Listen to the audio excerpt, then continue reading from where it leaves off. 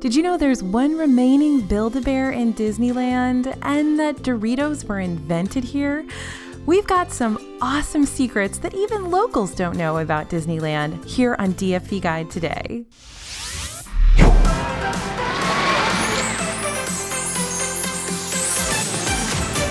Hey everybody, it's AJ for Disney Food Blog, and we have got some awesome stories from Disneyland for you today.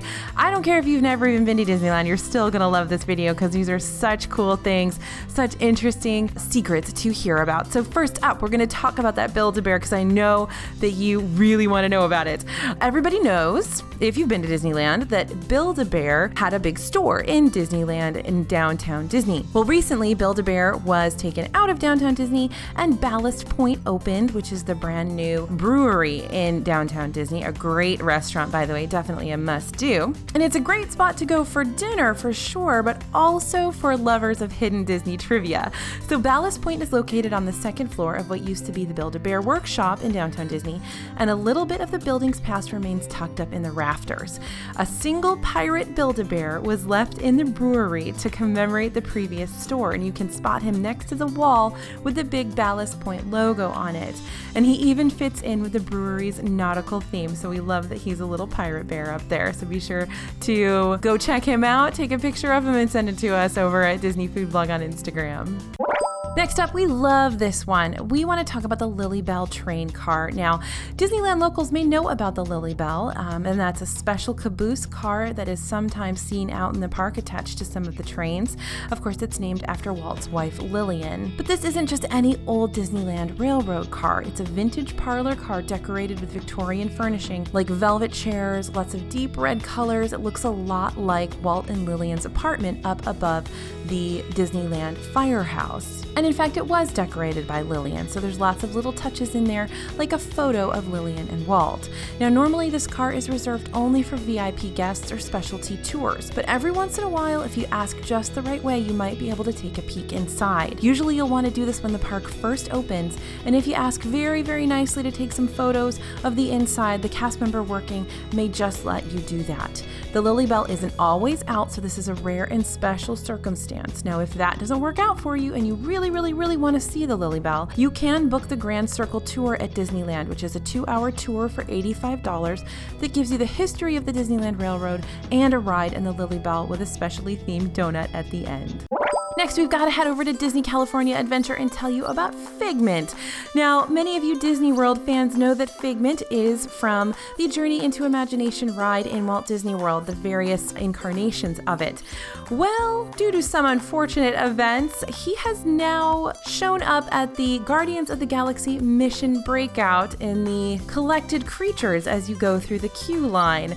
Now, he's pretty hard to spot, but if you look up while you're walking through the queue, you might spot him. He's in the room with all of those cages, and he's all the way up near the ceiling. If you look really closely, you can spot his arms. Also, you can spot Harold the Yeti from the Matterhorn in the queue, just FYI.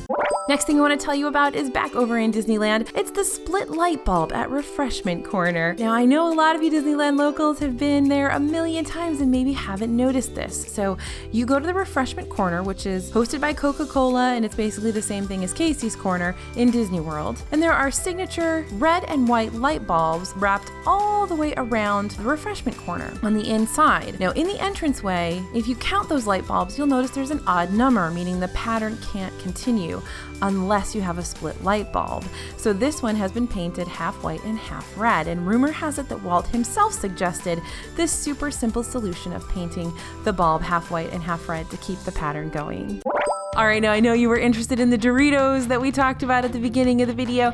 Doritos actually were invented in Disneyland. So this has a long and super fun backstory. One of Disneyland's first restaurants was Casa de Fritos, which of course is Fritos. You guys know Fritos. And this restaurant served up Tex-Mex food, and all the meals came with complimentary Fritos. And there was even an elaborate vending machine. This thing is so cool to watch. You can see some videos on YouTube that featured Frito Kid. The Frito Kid was a character who would send a bag of Fritos up from the mines. Now in 1957, the Casa de Fritos got a brand new larger location that today we know as Rancho del Zocalo. But in the 1960s, a salesman from Casa de Fritos tortilla maker noticed that the stale tortillas were being thrown away and suggested that the cook make chips out of them.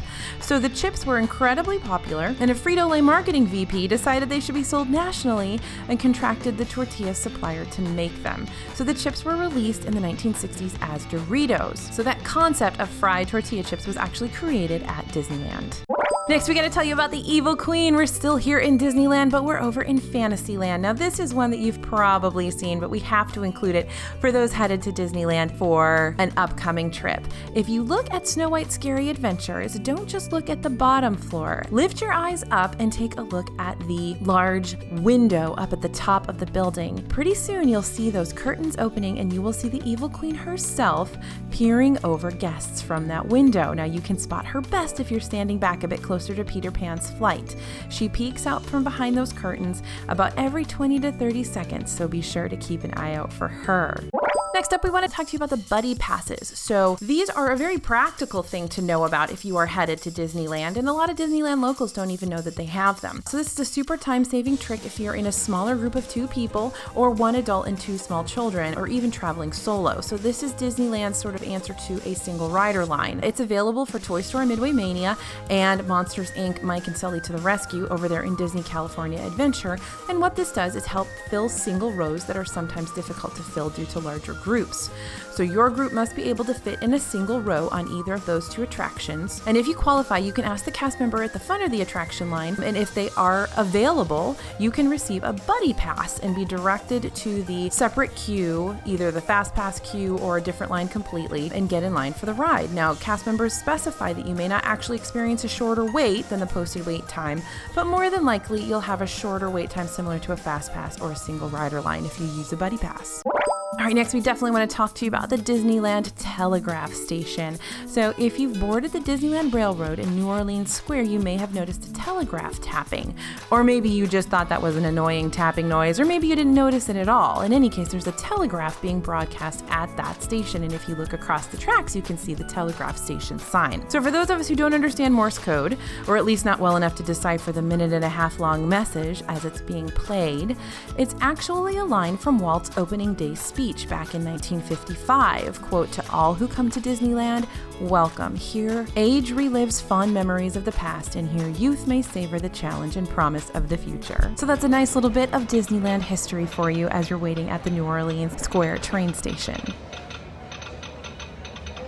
Next, we want to talk to you about the Disneyland cats. If you are a local, you probably have seen the Disneyland cats, but a lot of folks don't even know these guys are there. So feral cats are no strangers to cities and suburbs, and rumor has it that several had made Sleeping Beauty Castle their home. And when Walt wanted to add the castle walkthrough, the cats were displaced, but rather than kicking them out of the park, Walt decided to feed them and keep a feral colony to help control the unwanted mice in the park. Sorry, Mickey Mouse.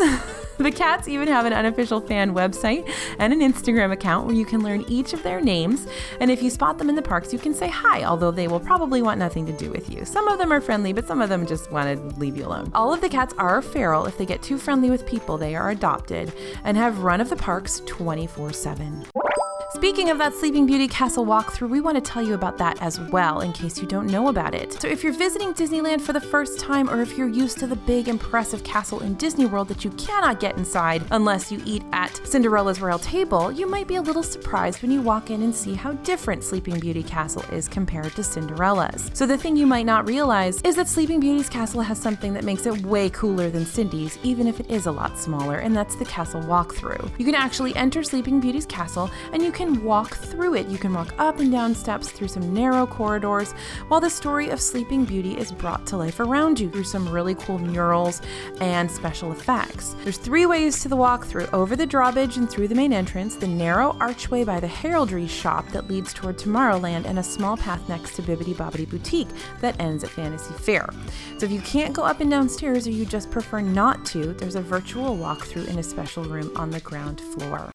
Next up, let's talk about that Disneyland jail. This is a long-time myth, rumor, who knows, right? There's plenty of rumors and stories about the Disneyland jail, what used to be called Alice's room, but we can say that it does really exist, and not because we ended up there. Disneyland security is really good at handling issues before they become a problem, but there are plenty of instances where a quick trip to the security headquarters is in store, and some of the most common things that will land you in Disneyland jail are shoplifting, getting too tipsy, trying to sneak in, and usually if you're headed to Disneyland jail, it means you're about to be kicked out of the park either for the day or you could be banned for life.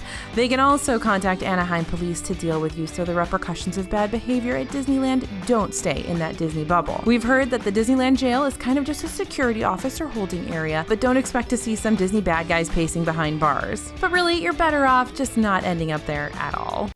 All right, this is one of my favorite Disneyland secrets, the Roastie Toasties. We actually did a blog post about the Roastie Toasties on Disney Food Blog a long time ago, way back when Disney Food Blogs first began, because I thought they were so cool. So you'll find these little guys at popcorn carts all over Disneyland. They rotate the popcorn drums to help cook the popcorn, quote unquote, and are themed to each land. So you'll find a Yeti near the Matterhorn, the Rocketeer in Tomorrowland, and of course a Haunted Mansion, I don't know, cast member, ghost, whatever he is near Haunted Mansion. During holidays or special events, you might spot other characters turning the popcorn, or themed or costumed characters turning the popcorn. So those are little Roastie Toasties. You'll find them all over Disneyland. They're also in Tokyo Disney as well. And let's head back to Fantasyland to talk about Jingles the horse, who is actually dedicated to someone very special to Disney history. So Jingles is the lead horse on King Arthur's carousel and was Walt's favorite horse. And in 2005, he was painted in solid 18-karat gold for the park's 50th anniversary and set aside as a photo op. But when Jingles was reinstalled on the carousel, he got a new paint job featuring details like the talking parrot-handled umbrella from Mary Poppins, a robin perched on high-button shoes, a silhouette of Mary in flight, and the initials JA for Julie Andrews and a crest on the knee pad.